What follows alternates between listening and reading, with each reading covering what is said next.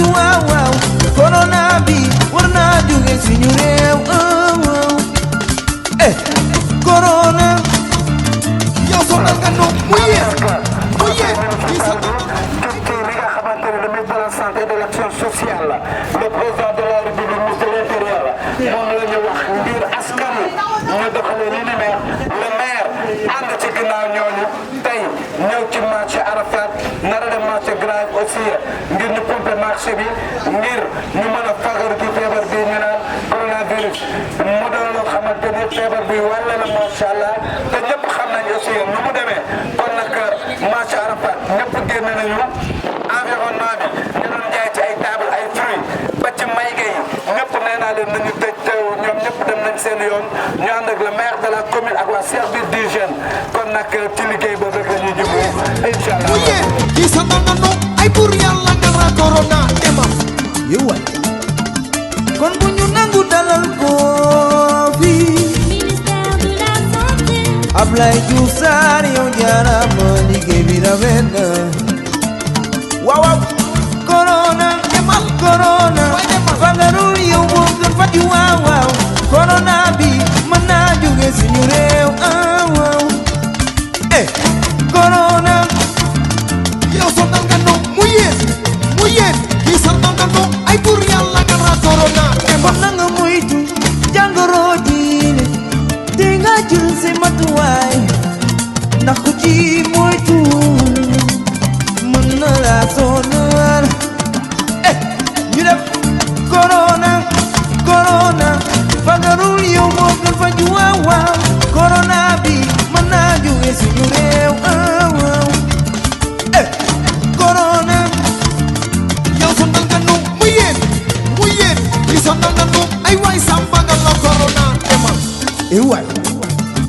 Donc lavez-vous les mains, gel antiseptique, toussez ou éternuez dans son coude. Utilisez un mouchoir à usage unique, portez un masque, jetable quand on est malade. Corona, corona, fagarul yow moo gën faju waaw waaw. Corona bi war naa jóge suñu réew waaw. Corona. yow sonal nga no muy yéen yi sonal nga no ay waay samba nga la corona corona fagarul yow moo gën faju waaw waaw corona bi war naa jóge suñu réew corona yow sonal nga no muy yéen yi sonal nga no ay buur yàlla nga ra corona demal yow waay kon bu ñu nangu dalal ko ma jóg nag gis ngeen bi nga xamee ni feebar bi nga xam ne mooy coronavirus di Covid 19 bu ñu duggee ci réew mi ba tey jéego yu am solo yi nga xam ne mi ngi koy def ci fii nga xamante ne mooy di Grand Yoff gis nañ fan yi passé li nga xam ne moom la def ci li nga xam ne moo di santé bi muy action yoo xamante ne action yu nice la ñu koy nuyu monsieur Diop ñu lay nuyu. maa ngi leen di fekk. monsieur Diop tey dañu fekk la fi nga xamante ne mooy marché Grand Yoff fii ci Arafat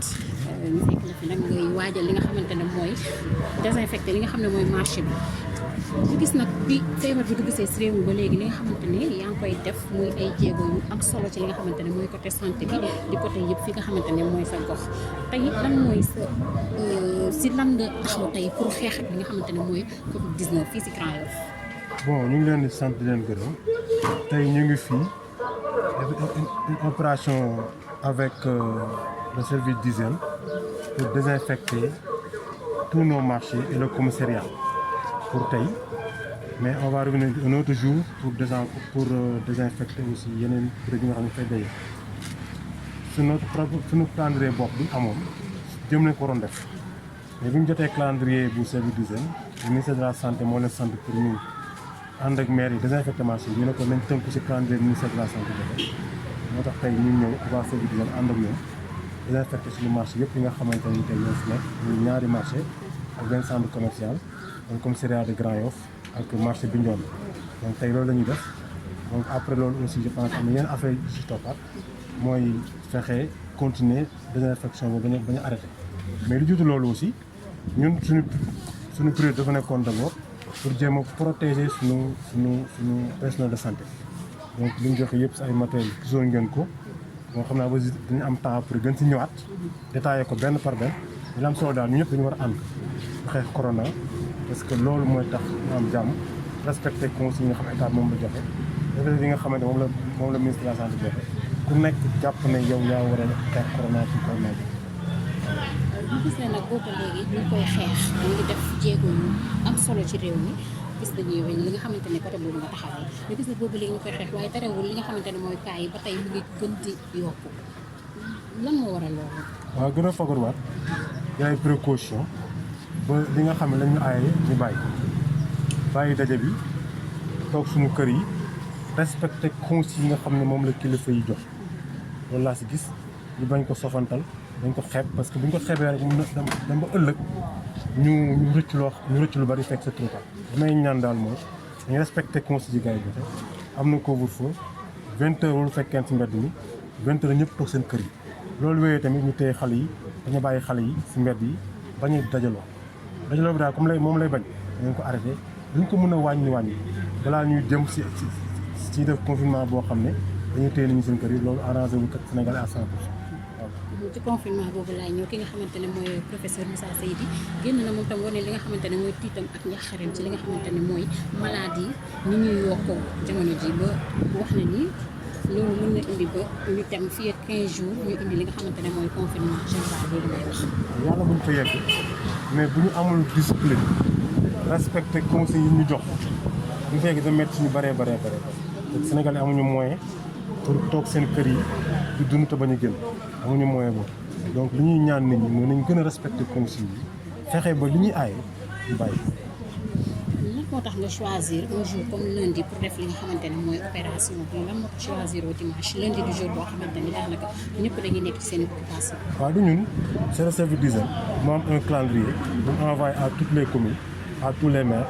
moom moo ñu wax moom moo jàppal date ñun bu ñu jàppoon dimanche la woon mais boo jàppee date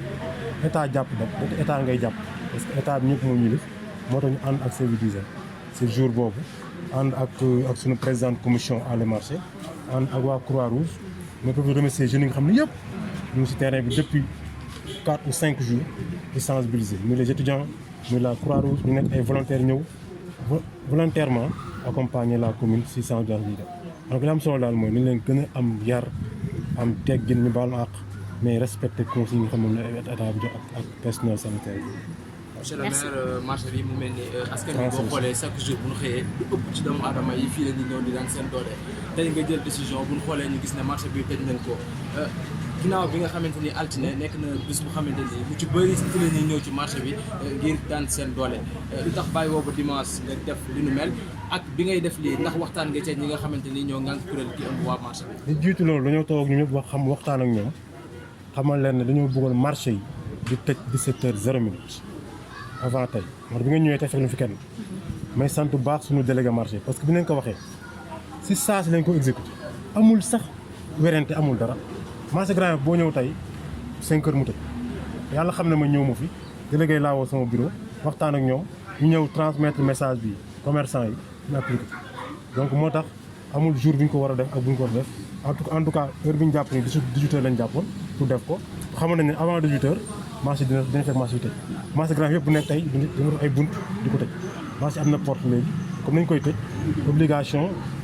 mooy ku nekk respecté loolu mais heureusement ba suñu commerçant yi ñoom vraiment ñu ngi collaborer ak ñun bu baax a baax leen sant di leen gërëm par rapport à ñu gis ne bërëbu liggéeykaay yamut kese ci li nga xamante ni moom mooy marché yi parce que lu ci mel ni école yi ak jumaa yi bari na ndaje boo xamante ni doomu aadama yi dañ fay ñëw di ko daje ndax affaire bi mënut a continuer ba law ba jàpp foofu noonu. si bu ñu paree bu ñu xam nga jàkk yi dèjà état wax na si li mu si wax ñëpp dégg nañ ko mais ñun même désinfection bi ñuy def nii da ngay continuer si jàkk yi continuer ko si école donc yemul si marché rek mais tey marché yi la ñu gën a privilégié parce que marché yi ñooy recevoir nit ñi ensuite li ñu waxoon commerçant yi mooy li ñu bëgg mooy képp kuy dugg si marché bi na nga sol masque képp kuy jaay na nga sol masque pour protéger sa bopp protéger sa njaboot parce que feebar bi si noonu lay wàllate. mais ñu gis ne tamit masque yi ñu ngi ciy wax ñu ngi ciy wax ay mbir masque yi ñu ngi wax ne am na masque yoo xamante ne baaxul est-ce que mën nañu xam yan masque ñoo baax ak yan ñoo baaxul population bi gën a mën a fagaru ci feebar bi. bon man nag du ma spécialiste santé man électricien laa man fii laa gën a xam fii lu courant laa xam ak ay prise ak yooyu dama laajoon mu wax la fil bu nekk dimension section bi mais par rapport à ça pour man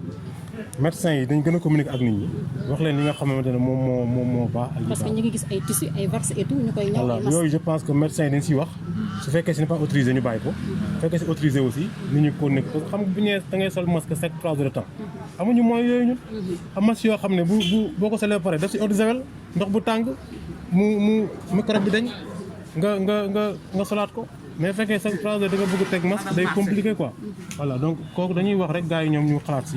médecins yi wax seen xalaat. Alors, revenez un peu sur la question. On essaie de résumer en français. Voilà. Rapidement, 2 à 3 mais ma bëggoon ñu questions. tuuti en wolof monsieur le maire dafa am loo xamante ni comme nguur gi wax na ko ne ñëpp nañu teel a fatu ñii ñu naan xëy na dépense da leen di tëb yi ni mel est-ce que am na matuwaay boo ci jël pour askanu Grand Yoff pour dimbali leen ci li ñu mel. fi mu toll nii ñu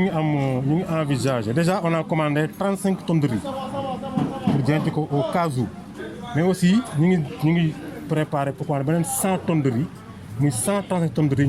pour ñu mën ko garder population bu Grand Yoff donc am na loo xam ne dañu ko réserver pour daara yi mais li ëpp 6 tonnes yi mooy pour daara yi mais 129 tonnes yi dañu ko réserver pour les populations de Grand Yoff am nañ yaakaar ne bu ñu fay yeggee mënuñ dimbali ñëpp mais lu mu dee 2500 familles dañu mën a accompagner pour ñu mën seen bopp. Voilà, ñu tëkkaat ko ci en français rek, c'est-à-dire que revenez un peu sur la quête de sens de cette initiative. Voilà, c'est une opération combinée avec le service d'hygiène pour désinfecter les marchés. On a 3 marchés à Grand Yoff, notre centre commercial et le commissariat de police. Donc, par rapport à notre calendrier, on est retenu le dimanche. Après cela, on a reçu un calendrier du service d'hygiène pour un planning de désinfection des marchés dans toutes les communes de Dakar. Sur ce, on a dit nécessaire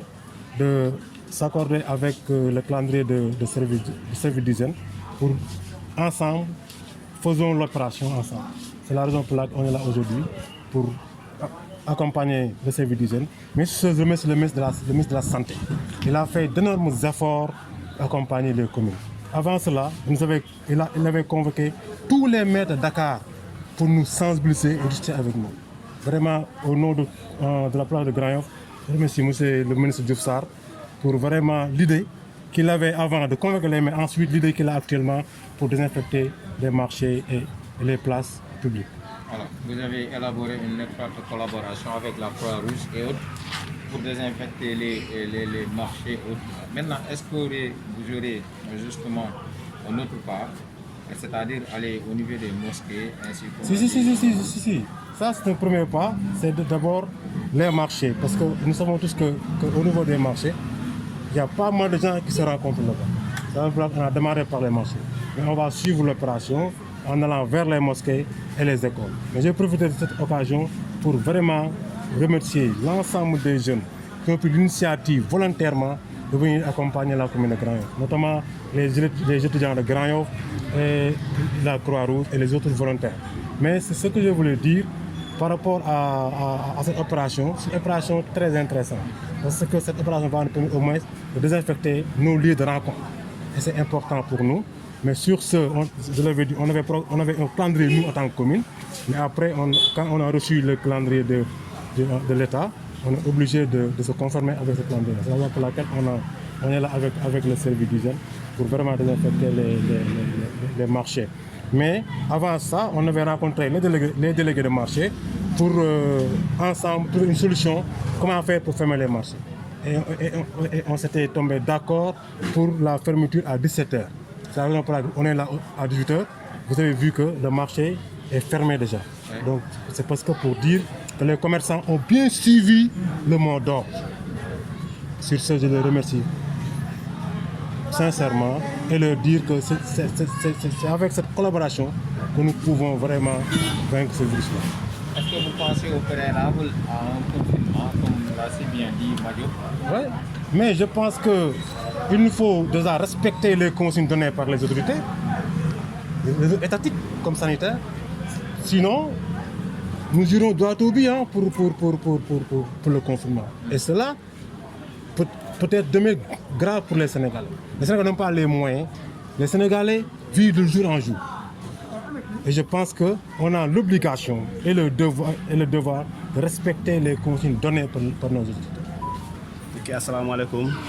balaa may commencer ma présenté wu maay Mamadou Lamine Diémé maay le chef des opérations techniques de la brigade départementale d'hygiène de Dakar tey ñu ngi fii commune Grand Yoff pour accompagner initiative monsieur le maire si xeex jàngoro boo xam ne moom muy fii Sénégalais yëpp xam nañ ko loolu moo ñu waraloon si teewaay fii loolu moo tax tey nii ñu ngi fii accompagner ak si éléments yëpp brigade bi comme ni ñu ko daan defee yeneen communes yi yëpp donc maa ngi rafetlu taxawaay monsieur le maire di vraiment leen di ñaax aussi ñu gën a continuer si affaire prévention bi kese moo mën a génne feebar bi boo xam ne moom vraiment jaax nañ ñu loolu moo tax tey ñu ngi fii accompagner population yëpp ñu ngi à la disposition de tout le monde pour lutter pour ce virus waaw ñu ngi fii guddi bëccëg fu ñu oo ñu ngi foofu même oo ñu ngi si intervention ñu ngi si hôpital yi ñu ngi si kër yi ñu ngi si commune yi ñu ngi si marché yi loolu moo waral seen teewaay fii pour lutter ensemble avec la population la main dans la main pour vraiment dégager ce virus hors de notre territoire c'est ça que j'ai à dire. lii nii tey est-ce que du nekk prof ndol yéen agent service d'hygiène yi ngeen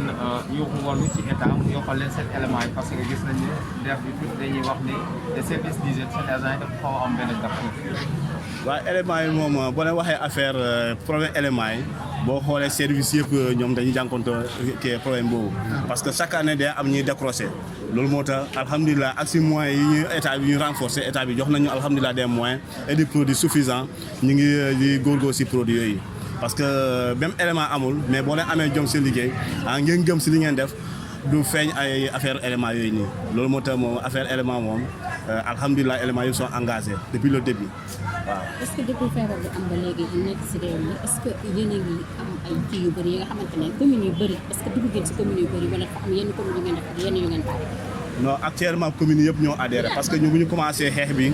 yónnee nañ message communes yëpp ku nekk jot na si donc loolu moo tax amul commune bu ñuy bay même fu nekk ne association bu ñëwee mën nañu dañuy bëgg si bureau wala si ren dañuy dem di désinfecté parce que feebar bi ñu yëpp ñoo ko war a xeexandoor du ñu xaar sax ñu commune ñu demandé ñu waaw mais communes yëpp la ñu collaboré te yàgg nañu collaboré avant feebar bi suñu collaborateur lu yàgg lañ ne ñu appuyé si carburant appuyé si produit donc vraiment c'est de bons collaborateurs aussi état bi tam appuyé nañu si moyen gis nga moyens yi bees ñu am ay moteur yoo xam ne mooy état mu ñu jox à leur disposition donc ñu ngi fii di dalal xel ñëpp yoo xam ne bu ñu sañoon tey feebar bi génn ku nekk vaquer à ses occupations. c'est Dramé tey. Diémé tey di nemmeeku ne càggante cet moom moo tax xëy na maladie bi mel ni mu mel ci adduna bi ba tax na ne est-ce que nekkul dañoo war di continuer lu mel nii du feebar rek tax ñu war a désinfecter marché yi wala ñuy indi wàllum cet ana ban message ngay lancé ñi nga xamante ni ñoom ñooy population bi. waaw man lu ma leen di wax si affaire set bi loolu moom ñu ngi siy góorgóorlu chaque jour parce que set mooy taar doomu aadama pour ñu mun a nattu développement dëkk si set respecter les règles d'hygiène lañ koy nattuwee lu caage na am wala koom-koom mais boo amee wér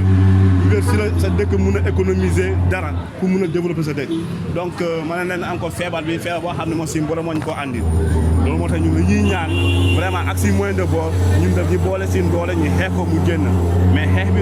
les mesures d'hygiène ñu respecté ko aussi te du saa tam ñu koy respecté aussi. Alors en français rapidement, on essaie de résumer les trois questions en français. Véritablement, aujourd'hui vous êtes conviés pour mener une opération de désinfection. Quelle est votre introduction? Donc je me présente d'abord, je suis Mamadou Lamine Diémé, je suis agent d'hygiène, je suis le chef des opérations techniques de la brigade départementale d'hygiène de Dakar. Donc aujourd'hui nous sommes là dans la commune de Grand Yoff pour accompagner monsieur le maire, comme on l'a fait dans les autres communes, uniquement pour la lutte antivectorielle et de contribuer sur la lutte sur le virus du coronavirus qui est là. Donc c'est ça, c'est notre mission. Depuis lors, on faisait cette collaboration avec les communes. Donc on continue cette lancée avec la collaboration de tout le monde. Parce que c'est une maladie qui est là, que vraiment avec la collaboration de la population, des collectivités locales, qu'on puisse ôter cette maladie en dehors de notre territoire. C'est pour cela que nous sommes là en collaboration avec tout le monde. Le gouvernement, le président de la République, les comités municipaux nous ont appuyés. D'ailleurs, vous avez vu de nouveaux matériels que vous avez vu que le service national d'hygiène sortait avec leurs interventions. Donc cette année, on a pas mal de nouveaux matériels qui sont là avec nous. On nous a doté aussi du produit aussi. Donc les collectivités municipaux, c'est des collaborateurs depuis avant Oui, c'est des collaborateurs, on nous dote de temps en temps des produits et du carburant aussi. Donc nous sommes là pour solliciter la population aussi, de s'impliquer aussi. Ce n'est pas le gouvernement seulement, il faut que nous tous qu'on s'implique sur cette lutte. Et puis, Inch'Allah, on peut ôter ça en dehors de notre territoire, tout en collaborant avec les municipaux aussi. Oui. Vu le contexte actuel, est-ce qu'il n'y a pas lieu de demander un renforcement? Un renforcement personnel. Pour le cas du personnel, parce qu'avant tout, il faut des éléments engagés. Parce que si vous constatez aussi que dans tous les autres services, il y a un problème d'effectifs. Mais l'essentiel, c'est que les éléments soient engagés. Le matériel est là, donc moi, mes éléments sont engagés. On travaille nuit et jour, on est là uniquement pour soulager la population. C'est ça notre objectif. Oui. Pour lutter contre la pandémie, ça demande de la vigilance, de l'hygiène. Quel message lancez-vous à la population? Le message qu'on va transmettre à la population, c'est aussi comme on a décrété pour le confinement, donc on n'a qu'à respecter ça. Donc la population, il faut qu'on s'implique. Parce que pour la lutte, on est dans un seul ennemi qui est le coronavirus. Donc la population devait vraiment être soudée pour vraiment ôter ça en dehors. Mais quand on interdit ça, les autres vraiment essaient de violer ça, ça peut pas aller aussi. Donc, et aussi signaler aussi des gars que vous sentez que le gars-là présente des signes. Si on collabore, on peut ôter ça rapidement, n'est-ce pas? C'est pour cela les règles d'hygiène, il faut vraiment qu'on les respecte partout, dans les lieux publics et dans les domiciles aussi. Hey, Corona, Corona, fagarul yow mo gën faju waaw waaw Corona bi war naa jóge suñu réew